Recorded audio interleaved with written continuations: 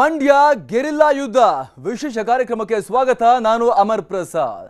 ಬಾಡಿಗೆ ಕಟ್ಟೋ ಯೋಗ್ಯತೆಯೋ ಕೊಪ್ಪಳದ ಆ ಕೆಲಸವೋ ಸಿಎಂ ಕುಮಾರಸ್ವಾಮಿಗೆ ಗುರಿ ಇಟ್ರ ರಾಖಿ ಬಾಯೇಶ್. ಎಲ್ಲಿದ್ಯಪ್ಪ ಟ್ರೋಲ್ಗೆ ಯಂಗ್ ದಳಪತಿ ಹೆಣದ್ರ ಸಪ್ತಾಹ ತಂತ್ರ. ಇದೇ ಹೊತ್ತಿನ ವಿಶೇಷ ಮಂಡ್ಯ ಗೆರಿಲ್ಲಾ ಯುದ್ಧ. ಆ ಸನ್ನೆ ಸುಮಲತಾ ಅಂಬರೀಶ್ ಗೆಲುವಿಗೆ ಕಾರಣವಾಗುತ್ತಾ? ಯಂಗ್ ದಳಪತಿ ಗೆಲ್ಲಿಸುತ್ತಾ ಅದೊಂದು ನಿರ್ಣಾಯಕ ಅಸ್ತ್ರ. ಜೋಡೆತ್ತುಗಳ ವಾಗ್ಬಾಣಕ್ಕೆ ತತ್ತರಿಸ್ತಾ ಇದ್ದಾರ ದಳಪತಿಗಳು. ಮುಂದಿನ 9 ದಿನಗಳಲ್ಲಿ ಪ್ರಯೋಗವಾಗುತ್ತಾ ಅಂತಿಮ ತಂತ್ರ. ಮಂಡ್ಯ ರಣಕಣದಲ್ಲಿ ಇದೇನಿದು ಮಂಡ್ಯ ಗೆರಿಲ್ಲಾ ಯುದ್ಧ ಅಂತೀರಾ? ಆ ರಣರೋಚಕ ಸಂಗ್ರಾಮವನ್ನೇ ನಿಮ್ಮ ಮುಂದೆ ಬಿಚ್ಚಿಡ್ತೀವಿ ನೋಡಿ.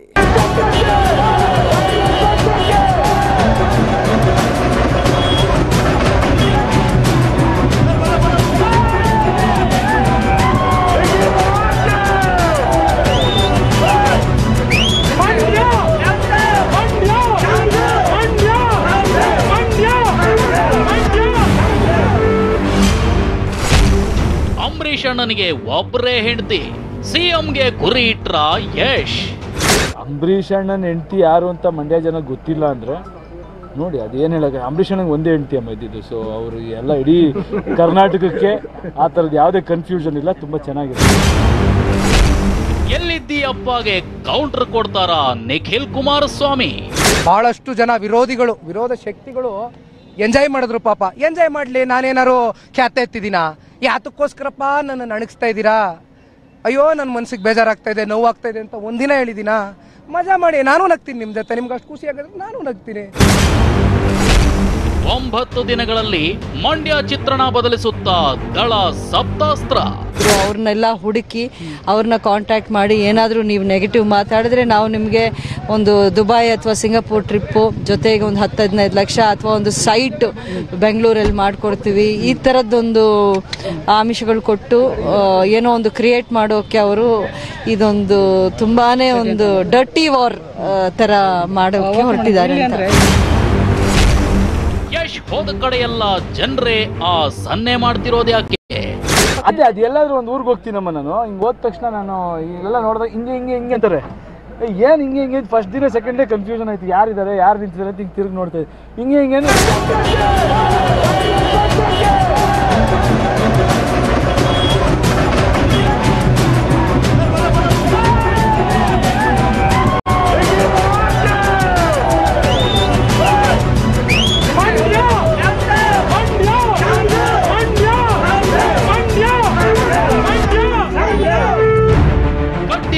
ಅವಶ್ಯಕತೆನೇ ಇಲ್ಲ, ಬರೀ ಮಾತಲ್ಲೇ ಬೆಂಕಿ ಹೊತ್ತಿ ಧಗಧಗ ಉರಿಯುತ್ತೆ. ಬಾಂಬ್ ಹಾಕೋ ಅಗತ್ಯವೇ ಇಲ್ಲ. ಎದುರಾಳಿಗಳತ್ತ ಮಾತಿನ AK-47 ಗುಂಡಿನ ಮಳೆಗರಿಯುತ್ತೆ. ಬಾಣ ಬಿಡೋ ಜರೂರತ್ತೇ ಇಲ್ಲ. ಸಂಗ್ರಾಮ ಶುರುವಾಗಿದೆ. ಹೌದು, ಮಂಡ್ಯ ರಣಕಣ ಅಕ್ಷರಶಃ ರಣಭೂಮಿಯಾಗಿದೆ. ಸಣ್ಣದೊಂದು ಹೇಳಿಕೆ ಕೂಡ ಬಹುದೊಡ್ಡ ಪ್ರಭಾವಕ್ಕೆ ದಾರಿ ಮಾಡಿಕೊಡಬಹುದು. 2019 ಲೋಕಸಭಾ ಚುನಾವಣೆಯ ಮಟ್ಟಿಗೆ ಇಡೀ ಇಂಡಿಯಾ ಮಂಡ್ಯದತ್ತ ದೃಷ್ಟಿ ನೆಟ್ಟಿದೆ. ಯಾಕಂದ್ರೆ ಮಂಡ್ಯದಲ್ಲಿ ಗೆಲ್ಲೋದ್ಯಾರು ಅನ್ನೋ ಬಹುದೊಡ್ಡ ಚರ್ಚೆ ನಡೀತಿದೆ. ಇಂಥ ಹೊತ್ತಲ್ಲೇ ಮಂಡ್ಯ ರಣಾಂಗಣದಲ್ಲಿ ಸುಮಲತಾ ಅಂಬರೀಶ್ ಹಾಗೂ ನಿಖಿಲ್ ಕುಮಾರಸ್ವಾಮಿ ನಡುವೆ ಮಾತಿನ ಮಹಾಯುದ್ಧ ನಡೀತಿದೆ. ಜೊತೆಗೆ ಸುಮಲತಾ ಅಂಬರೀಶ್ ಹಾಗೂ ನಿಖಿಲ್ ಕುಮಾರಸ್ವಾಮಿ ಸಾರಥಿಗಳು ಕಿಡಿ ಮಾತಿನ ಕತ್ತಿ ವರಸೆ ಮಾಡ್ತಲೇ ಇದ್ದಾರೆ. ಸುಮಲತಾ ಅಂಬರೀಶ್ಗೆ ಅನುಕಂಪವೇ ಗೆಲುವಿನ ರಹದಾರಿಯಾಗ್ತಿದೆ. ಹಾಗಾಗಿಯೇ ದಳಪತಿಗಳು ಅನುದಿನವೂ ವಿಜಯದ ಹಾರ ಹಾಕೊಳ್ಳೋಕೆ ಒಂದಿಲ್ಲೊಂದು ತಂತ್ರವನ್ನ ಹೆಣಿತಲೇ ಇದ್ದಾರೆ. ಮಾತಿನ ಮಲ್ಲಯುದ್ಧದ ಮೂಲಕ ರಣಭೂಮಿಯ ವಾತಾವರಣವನ್ನೇ ಬದಲಿಸೋ ಶತಪ್ರಯತ್ನ ಮಾಡ್ತಿದ್ದಾರೆ. ಇದೇ ದಳಪತಿಗಳು ಸುಮಾ ಎದುರು ಅದೊಂದು ಅಂತಿಮ ಅಸ್ತ್ರವನ್ನ ಬಳಸೋ ಚಿಂತನೆಯಲ್ಲಿದ್ದಾರ. ಇಂಥದೊಂದು ಅನುಮಾನಕ್ಕೆ ಕಾರಣ ಸುಮಲತಾ ಮಾಡ್ತಿರೋ ಈ ಆರೋಪ. ನಮ್ಮ ಜೊತೆಲಿ ಯಾರು ವರ್ಕ್ ಮಾಡ್ತಿದ್ರು ಅವ್ರ ಮನೆಯವರೇ ನಮ್ಗೆ ಫೋನ್ ಮಾಡಿ ಈ ಮಾಹಿತಿ ತಿಳಿಸಿದ್ದಾರೆ. ನಾವು ಇದಕ್ಕೆ ಒಪ್ತಾ ಇಲ್ಲ, ಬಟ್ ಅವ್ರು ತುಂಬಾ ಒಂದು ಪ್ರೆಷರ್ ಮಾಡ್ತಾ ಇದ್ದಾರೆ ಅಂತ. ಸೊ ನೆಕ್ಸ್ಟ್ ವೀಕ್ಗೆ ಬಹುಶಃ ನೀವು ಇದನ್ನು ನೋಡ್ತೀರ, ಮಂಡ್ಯದಲ್ಲಿ ಯಾವ ಮಟ್ಟಕ್ಕೆ ಅವರು ಇಳಿತಾರೆ ಅನ್ನೋದಕ್ಕೆ. ಅಂದರೆ ಯಾವುದೊಂದು ಸ್ಟ್ಯಾಂಡರ್ಡ್, ಒಂದು ಪ್ರಿನ್ಸಿಪಲ್, ಒಂದು ಯಾವುದೇ ಒಂದು ಸಿದ್ಧಾಂತ ಇಲ್ಲದೆ ಇರುವಂಥ ಒಂದು ಮಟ್ಟಕ್ಕೆ ಇಳಿಸ್ತಾ ಇದ್ದಾರೆ. ಜನ ನೋಡ್ತಿದ್ದಾರೆ, ನನಗೇನಿಲ್ಲ. I am ready to face anything.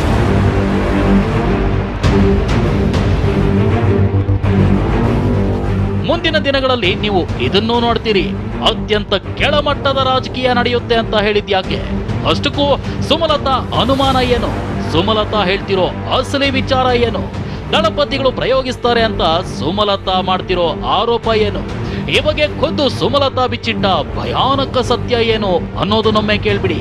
ಈ ನೆಕ್ಸ್ಟ್ ವೀಕ್ ಬಂದು ಏನೋ ಸೋಷಿಯಲ್ ಮೀಡಿಯಾ ಥ್ರೂ ಒಂದು ದೊಡ್ಡ ಪರ್ಸನಲ್ ಅಟ್ಯಾಕ್ಸ್ ಮಾಡಬೇಕು ಅಂತಿದ್ದಾರೆ ಅಂತ ನನಗೆ JDS ಕಡೆಯಿಂದ ಒಬ್ಬರು ಟಾಪ್ ಸೋರ್ಸಿಂದ ನಿನ್ನೆ ಮಾಹಿತಿ ಬಂತು.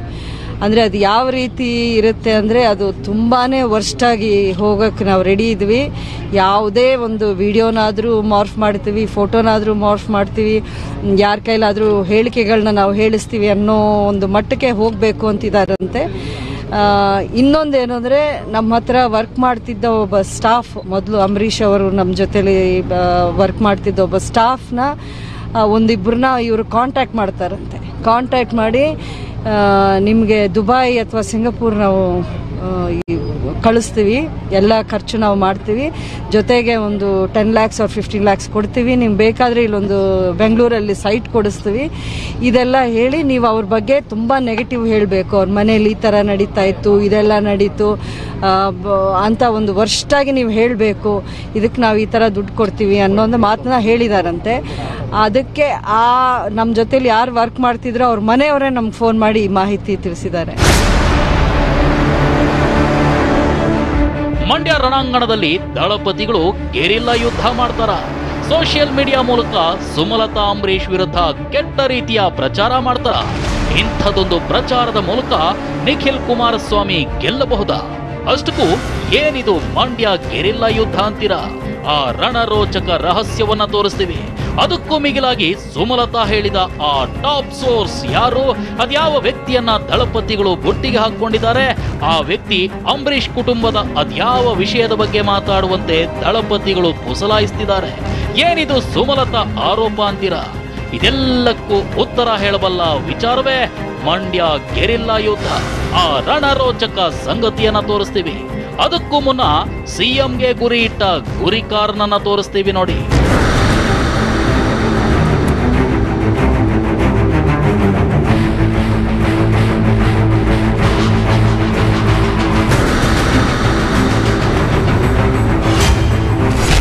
ಅಂಬರೀಷ್ ಅಣ್ಣನಿಗೆ ಒಬ್ಬರೇ ಹೆಂಡತಿ ಅಂದಿದ್ದೇಕೆ ರಾಕಿಂಗ್ ಸ್ಟಾರ್? ಅದೇನು ಹೇಳಕ್ಕೆ, ಅಂಬರೀಷ್ ಅಣ್ಣನಿಗೆ ಒಂದೇ ಹೆಂಡತಿ ಅಮ್ಮ ಇದ್ದಿದ್ದು. ಸೊ ಅವರು ಎಲ್ಲ ಇಡೀ ಕರ್ನಾಟಕಕ್ಕೆ ಆ ಥರದ್ದು ಯಾವುದೇ ಕನ್ಫ್ಯೂಷನ್ ಇಲ್ಲ. ನಿಖಿಲ್ ಹೆಗಲ ಮೇಲಿಂದ ಮುಖ್ಯಮಂತ್ರಿಗೆ ಗುರಿ ಇಟ್ರ ಯಶ್. ಅದೇನು ಹೇಳಕ್ಕೆ, ಅಂಬರೀಷ್ ಅಣ್ಣನಿಗೆ ಒಂದೇ ಹೆಂಡತಿ ಅಮ್ಮ ಇದ್ದಿದ್ದು. ಸೊ ಅವರು ಎಲ್ಲ ಇಡೀ ಕರ್ನಾಟಕಕ್ಕೆ ಆ ಥರದ್ದು ಯಾವುದೇ ಕನ್ಫ್ಯೂಷನ್ ಇಲ್ಲ. ಜೋಡೆತ್ತುಗಳ ಪೈಕಿ ಒಂಟಿ ಎತ್ತಷ್ಟೇ ಇಷ್ಟು ದಿನ ಮಾತಾಡ್ತಿದ್ದು, ಆದ್ರೀಗ ಮತ್ತೊಂದು ಎತ್ತು ಯಶ್ ಸಹ ಅಬ್ಬರಿಸ್ತಾ ಇದೆ. ಇದೀಗ ಸಿಎಂ ಕುಮಾರಸ್ವಾಮಿಗೆ ಗುರಿ ಇಟ್ಟುಬಿಟ್ಟಿದೆ. ಹೌದು, ನಟ ಯಶ್ ಆಡಿದ ಅದೊಂದು ಮಾತು ಹಲವು ತರಂಗಗಳನ್ನ ಸೃಷ್ಟಿಸ್ತಾ ಇದೆ. ಅಂಬರೀಷ್ ಅಣ್ಣನಿಗೆ ಒಬ್ಬರೇ ಹೆಂಡತಿ ಅನ್ನೋ ಅದೊಂದು ಮಾತು ಮಂಡ್ಯ ಗೆರಿಲ್ಲಾ ಯುದ್ಧಕ್ಕೆ ತತ್ಕ್ಷಣದ ಕಾರಣವಾಗಬಹುದು. ಯಾಕಂದ್ರೆ ಯಶ್ ಆಡಿದ್ದು ಮಾಮೂಲಿ ಮಾತಲ್ಲ. ಆ ಮಾತಲ್ಲಿ ಆರಿಸೋಕೆ ಅಸಾಧ್ಯ ಅನಿಸೋ ಕಿಚ್ಚಿದೆ. ಅಷ್ಟಕ್ಕೂ ಇಲ್ಲಿ ಯಶ್ ಆಡಿದ ಆ ಮಾತಿನ ಮರ್ಮ ಏನು ಅಂತೀರಾ? ಅದನ್ನೀಗ ಸರಿಯಾಗಿ ಕೇಳ್ಬಿಡಿ. ಅಂಬರೀಷ್ ಅಣ್ಣನ ಹೆಂಡತಿ ಯಾರು ಅಂತ ಮಂಡ್ಯ ಜನ ಗೊತ್ತಿಲ್ಲ ಅಂದರೆ ನೋಡಿ, ಅದೇನು ಹೇಳಕ್ಕೆ, ಅಂಬರೀಷ್ ಅಣ್ಣನಿಗೆ ಒಂದೇ ಹೆಂಡತಿ ಅಮ್ಮ ಇದ್ದಿದ್ದು. ಸೊ ಅವರು ಎಲ್ಲ ಇಡೀ ಕರ್ನಾಟಕಕ್ಕೆ ಆ ಥರದ್ದು ಯಾವುದೇ ಕನ್ಫ್ಯೂಷನ್ ಇಲ್ಲ. ತುಂಬ ಚೆನ್ನಾಗಿದೆ.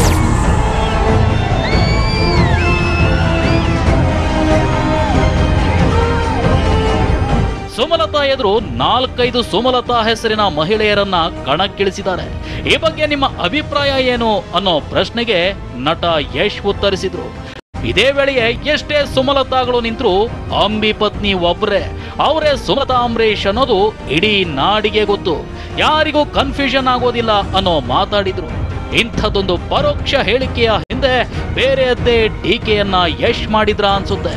ಇದಕ್ಕಿಂತಲೂ ಮಿಗಿಲಾಗಿ ನಟ ಯಶ್ ಅದೊಂದು ಸನ್ನೆಯ ಕಥೆ ಹೇಳ್ತಿದ್ದಾರೆ. ಆ ಸನ್ನೆ ಸುಮಲತಾ ಗೆಲುವಿನ ಸೂತ್ರವ ಅನ್ನೋ ಅನುಮಾನ ಮೂಡ್ತಿದೆ.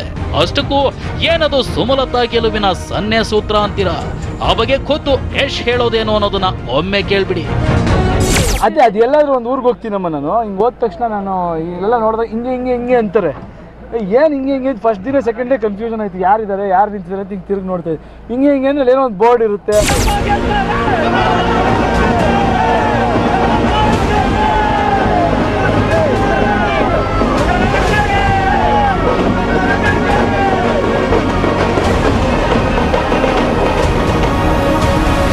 ಇಲ್ಲಿ ನಟ ಯಶ್ ಹೇಳ್ತಿರೋ ಸನ್ನೆಯ ಸೂತ್ರವೇನು? ಇದಕ್ಕೂ ಸುಮಲತಾ ಗೆಲುವಿನ ಹಾದಿಗೂ ಸಂಬಂಧವೇನು? ಅಷ್ಟಕ್ಕೂ ಮಂಡ್ಯದಲ್ಲಿ ಯಶ್ ಹೋದಲ್ಲೆಲ್ಲ ಇದೇನಿದು ಸನ್ನೆ ಸಂಕೇತ ಅಂತೀರಾ? ಆ ರಣರೋಚಕ ಸಂಗತಿಯನ್ನ ತೋರಿಸ್ತೀವಿ. ಅದಕ್ಕೂ ಮುನ್ನ ನಟ ಯಶ್ ಸಿಎಂ ಕುಮಾರಸ್ವಾಮಿಯತ್ತ ಗುರಿ ಇಟ್ಟಿದ್ದ್ಯಾಕೆ ಅನ್ನೋದನ್ನ ತೋರಿಸ್ಬಿಡ್ತೀವಿ. ಅದಕ್ಕೂ ಮಿಗಿಲಾಗಿ ಯಂಗ್ ದಳಪತಿಯ ಅದೊಂದು ಕಟು ಟೀಕೆಯನ್ನ ನೋಡಿಬಿಡಿ.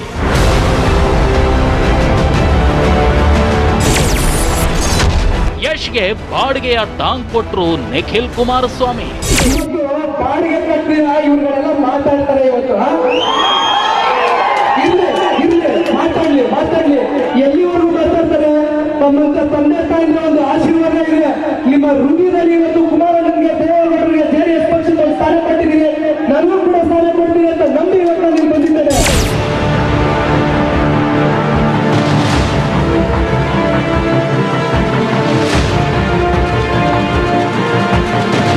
ಹೌದು, ಬಾಡಿಗೆ ಕಟ್ಟದೇನೆ ಇವರುಗಳೆಲ್ಲ ಮಾತಾಡ್ತಾರೆ ಅನ್ನೋ ಮೂಲಕ ನಿಖಿಲ್ ಕುಮಾರಸ್ವಾಮಿ ನಟ ಯಶ್ ವಿರುದ್ಧ ಗುಡುಗಿದ್ರು. ಅಷ್ಟಕ್ಕೂ ಇಲ್ಲಿ ನಿಖಿಲ್ ಕುಮಾರಸ್ವಾಮಿ ಇಂಥದ್ದೊಂದು ಕಟು ಟೀಕೆ ಮಾಡಿದ್ಯಾಕೆ ಅಂತೀರಾ? ನಿಖಿಲ್ ಆಡಿದ ಪೂರ್ಣ ಮಾತುಗಳನ್ನೊಮ್ಮೆ ನೋಡ್ಬಿಡಿ. ಪಾಪ ನಮ್ಮ ಬಿಜೆಪಿ ಬೆಂಬಲಿತ ಅಭ್ಯರ್ಥಿಯಾದಂತ ಅದೇನೋ ಕಿರಿಮಗನೋ ಗೊತ್ತಿಲ್ಲ ನನಗೆ, ಅವ್ರಿಗೆ ಗೊತ್ತಿರಬೇಕು. ಹಿರಿಮಗನ ಜೊತೆ ಇರೋದು ನಮ್ಮ ಯೋಗ್ಯತೆ ಬಗ್ಗೆ ಪ್ರಶ್ನೆ ಮಾಡ್ತಾರೆ ಇವತ್ತು. ನನ್ನ ಯೋಗ್ಯತೆ ಬಗ್ಗೆ ಮೊನ್ನೆ ದಿನ ಕುಮಾರಣ್ಣ ಕೊಟ್ಟಂತ ಒಂದು ಸ್ಟೇಟ್ಮೆಂಟ್ಗೆ ಪ್ರತಿಕ್ರಿಯೆ ಕೊಡ್ತಾರೆ. ಪಾಪ ಅವ್ರು ಹಿರಿಮಗನ ಅವರೇ ಹೇಳ್ಬೇಕಾಯ್ತು, ಸ್ಪಷ್ಟನೆ ಕೊಡ್ಬೇಕಾಯ್ತು, ನನಗೆ ಗೊತ್ತಿಲ್ಲ. ಪಾಪ ಎಸಿ ಕುತ್ಕೊಂಡು ಛತ್ರಿ ಇಟ್ಕೊಂಡು ಓಡಾಡೋರಿಗೆ ಕಷ್ಟ ಆಯ್ತಾ ಇರ್ಬೋದು ಕುಮಾರಣ್ಣ ಹೇಳಿದ್ದಕ್ಕೆ. ಬಹುಶಃ ಹೇಳ್ತೀನಿ ಕೇಳ್ರಿ, ಬಹುಶಃ ಅವ್ರ ಅಭ್ಯರ್ಥಿ ಬಗ್ಗೆ ಮಾತಾಡ್ತಾ ಇದ್ದಾರೆ ಅಂತ ಏನು ವ್ಯಕ್ತಿಗತ ಮಾತಾಡಿದ್ದಾರೆ. ನಾನು ಒಂದು ಮಾತು ಹೇಳಲಿಕ್ಕೆ ಇಷ್ಟಪಡ್ತೀನಿ. ಪಾಪ ದೊಡ್ಡ ಮನುಷ್ಯ, ಮಹಾನುಭಾವ. ನಾನು ನನ್ನ ತಾತ ದೇವೇಗೌಡರು 1996ರಲ್ಲಿ ಪ್ರಧಾನಮಂತ್ರಿ ಆದಾಗ ನಾವೆಲ್ಲಿದ್ವಿ? ಬಾಡಿಗೆ ಮನೆಯಲ್ಲಿ ಕತ್ತಲಗುಪ್ಪೆಯಲ್ಲಿ ಬಾಡಿಗೆ ಮನೆಯಲ್ಲಿ ಕಂಡವರು 5,000 ರೂಪಾಯಲ್ಲಿ ನನ್ನ ತಾಯಿ ಮನೆ ನಡೆಸ್ತಾ ಇಟ್ಕೊಂಡವ್ರು ಅವತ್ತಿನ ದಿನ.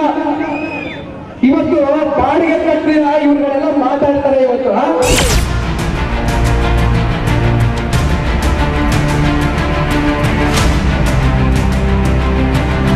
ಹೌದು, ಸಿಎಂ ಕುಮಾರಸ್ವಾಮಿ ಇದೇ ಏಪ್ರಿಲ್ 3ರಂದು ಯಶ್ ಹಾಗೂ ದರ್ಶನ್ ಬಗ್ಗೆ ಅದೊಂದು ಮಾತಾಡಿದ್ರು.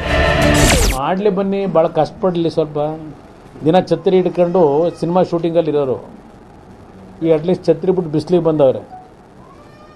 ಸ್ವಲ್ಪ ಓಡಾಡಲಿ, ಬಿಸಿಲು ನಮ್ಮ ರೈತರ ಕಷ್ಟ ಏನದು ಸ್ವಲ್ಪ ತಿಳ್ಕೊಳ್ಳಿ, ಸ್ವಲ್ಪ ಹಳ್ಳಿ ಕಡೆ ಓಡಾಡಿ, ಒಳ್ಳೇದು.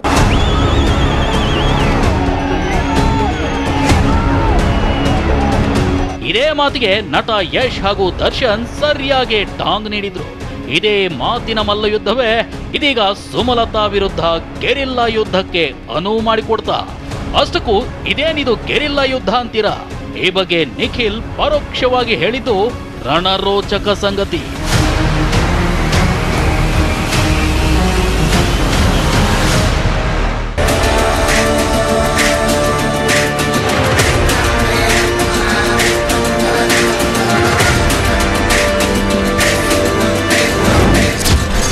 ಸುಮಲತಾ ಅಂಬರೀಶ್ ಅನುಮಾನ ನಿಜವಾಗುತ್ತಾ? ಈ ನೆಕ್ಸ್ಟ್ ವೀಕ್ ಬಂದು ಏನೋ ಸೋಷಿಯಲ್ ಮೀಡಿಯಾ ಥ್ರೂ ಒಂದು ದೊಡ್ಡ ಪರ್ಸನಲ್ ಅಟ್ಯಾಕ್ಸ್ ಮಾಡಬೇಕು ಅಂತಿದ್ದಾರೆ ಅಂತ ನನಗೆ JDS ಕಡೆಯಿಂದ ಒಬ್ಬರು ಟಾಪ್ ಸೋರ್ಸಿಂದ ನಿನ್ನೆ ಮಾಹಿತಿ ಬಂತು. ನಿಖಿಲ್ ಬಾಯ್ ಬಿಟ್ಟ ಸುಳಿವಿನ ಹಿಂದಿನ ಸತ್ಯವೇನು? ನಮಗೆ ಗೊತ್ತಿಲ್ಲಪ್ಪ. ಅಷ್ಟು ದೊಡ್ಡ ಮಟ್ಟದ ಸೋಷಿಯಲ್ ಮೀಡಿಯಾ ಟೀಮು ನಮ್ಮ ಹತ್ರ, ಮ್ಯಾನೇಜ್ಮೆಂಟ್ ಟೀಮ್ ನಮ್ಮ ಹತ್ರ ಇಲ್ಲ. ನಾ ಹೇಳಿದ್ನಲ್ಲ, ರೈತರ ಪಕ್ಷ ನಮ್ಗೆ ಅವೆಲ್ಲ ಅರ್ಥ ಆಗಕ್ಕಿಲ್ಲ. ಸುಮಲತಾ ಅಂಬರೀಶ್ ಅನುಮಾನ ನಿಜವಾಗುತ್ತಾ? ನಿಖಿಲ್ ಕುಮಾರಸ್ವಾಮಿ ಬಾಯಿ ಬಿಟ್ಟ ಅಸಲಿ ಸತ್ಯ ಏನು? ಯಶ್ ಸನ್ನೆಯ ಹಿಂದಿರೋ ಸುಮಲತಾ ಸೂತ್ರ ಏನು? ಇದೇ ಪ್ರಶ್ನೆಗಳೇ ಮಂಡ್ಯ ಗೆರಿಲ್ಲಾ ಯುದ್ಧದ ಕತೆ ಹೇಳ್ತಿರೋದು. ಇದೇ ಮಾತುಗಳ ಹಿಂದಿನ ಮರ್ಮವೇ ಮಂಡ್ಯ ಗೆರಿಲ್ಲಾ ಯುದ್ಧದ ಇಂಚಿಂಚು ಮಾಹಿತಿ ನೀಡ್ತಿರೋದು. ಅಷ್ಟಕ್ಕೂ ಇದೇನಿದು ಸುಮಲತಾ ಅನುಮಾನ ಅಂತೀರಾ? ಸುಮಾ ಅನುಮಾನಗಳ ಪಟ್ಟಿಯನ್ನೇ ಕೊಡ್ತೀವಿ ನೋಡಿ. ವಾರವಿಡೀ ಸುಮಲತಾ ವಿರುದ್ಧ ನಡೆಯುತ್ತಾ ತೇಜೋವಧೆ. ಈ ನೆಕ್ಸ್ಟ್ ವೀಕ್ ಬಂದು ಏನೋ ಸೋಷಿಯಲ್ ಮೀಡಿಯಾ ಥ್ರೂ ಒಂದು ದೊಡ್ಡ ಅಟ್ಯಾಕ್, ಪರ್ಸನಲ್ ಅಟ್ಯಾಕ್ಸ್ ಮಾಡಬೇಕು ಅಂತಿದ್ದಾರೆ ಅಂತ ನನಗೆ JDS ಕಡೆಯಿಂದ ಒಬ್ಬರು ಟಾಪ್ ಸೋರ್ಸಿಂದ ನಿನ್ನೆ ಮಾಹಿತಿ ಬಂತು. ವಿಡಿಯೋ ಫೋಟೋ ಮಾರ್ಫ್ ಮಾಡ್ತಾರಾ ದಳಪತಿಗಳು?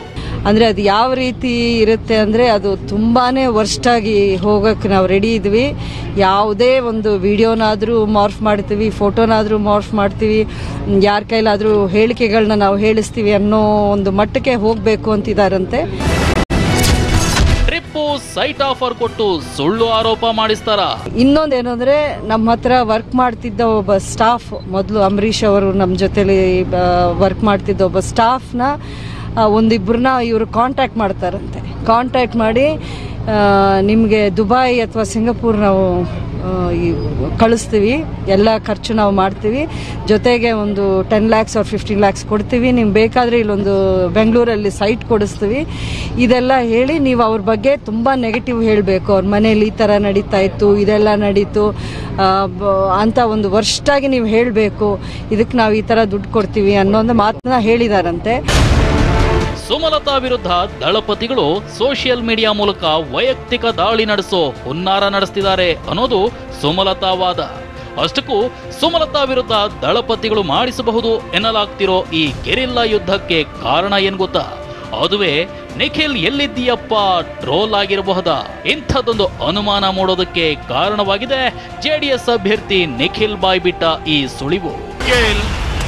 ಎಲ್ಲಿದೆಯಪ್ಪ? ನಿಮ್ಮನ್ನ ನಮ್ಮ ತಾತನ್ನ ಪ್ರಾಣಕ್ಕಿಂತ ಹೆಚ್ಚಾಗಿ ಪ್ರೀತಿಸೋ ಈ ಜನಗಳ ಮಧ್ಯೆ ಇದ್ದೀನಿ ಅಮ್ಮ.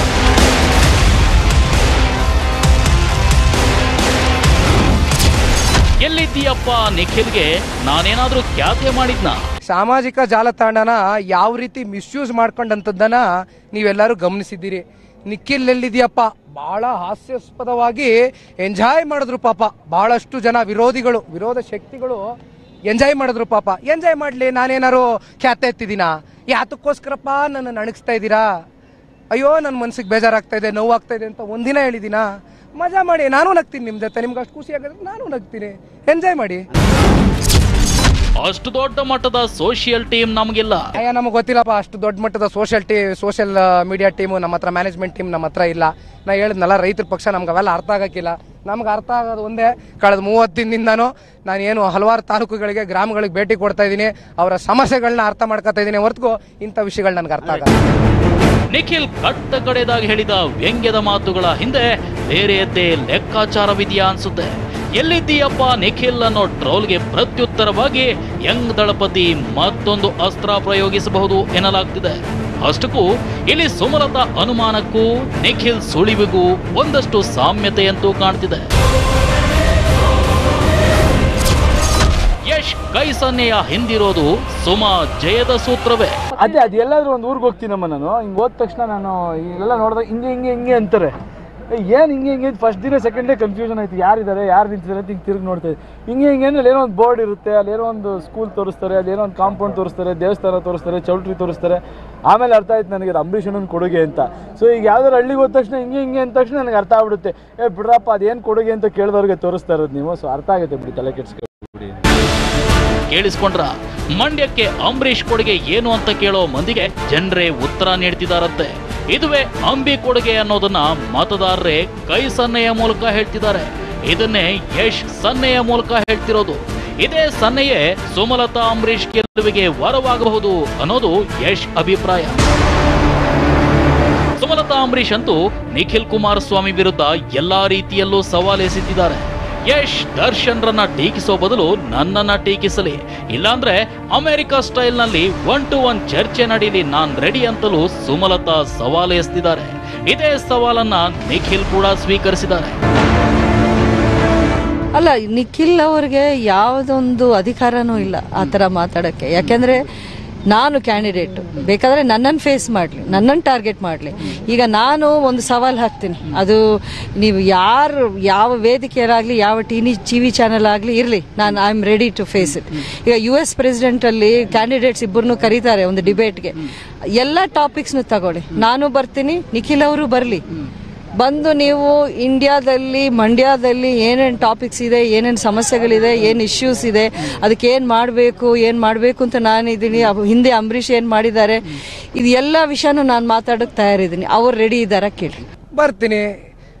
ಚುನಾವಣೆ ಸಂದರ್ಭ ಕೆಲವೇ ದಿನಗಳು ಉಳಿದಿದೆ, ಸಮಯಾವಕಾಶನ ವ್ಯರ್ಥ ಮಾಡ್ದಿರಾ ಒಳ್ಳೇದಕ್ಕೆ ಬಳಸಲಿ. ನಾನು ಯಾವತ್ತಾದರೂ ಬರ್ತೀನಿ, any time available, any time. ನಮ್ಮ ಪಕ್ಷೇತರ ಅಭ್ಯರ್ಥಿ ಕ್ಲೇಮ್ಡ್ ಬಿಜೆಪಿಯ ಒಂದು ಬೆಂಬಲಿತ ಅಭ್ಯರ್ಥಿಗೆ ಎನಿ ಟೈಮು ರೆಡಿ ಇದ್ದೀನಿ. ಬರೋಣ, ಯಾವತ್ತಾದರೂ ಬರೋಣ. 18ನೇ ತಾರೀಕುವರೆಗೂ ಚುನಾವಣೆ ನಡೀತಾ ಇದೆ. ಈ ಒಂದು ಸಂದರ್ಭದಲ್ಲಿ ಬರಬೇಕು ಅಂದ್ರೆ ಬರ್ತೀನಿ.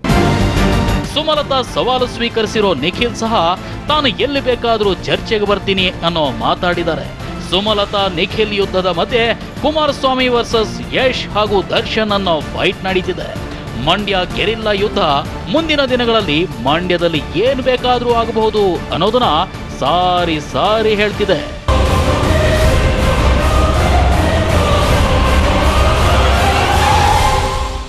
ಸುಮಲತಾ ಅನುಮಾನ ನಿಜವಾಗುತ್ತಾ?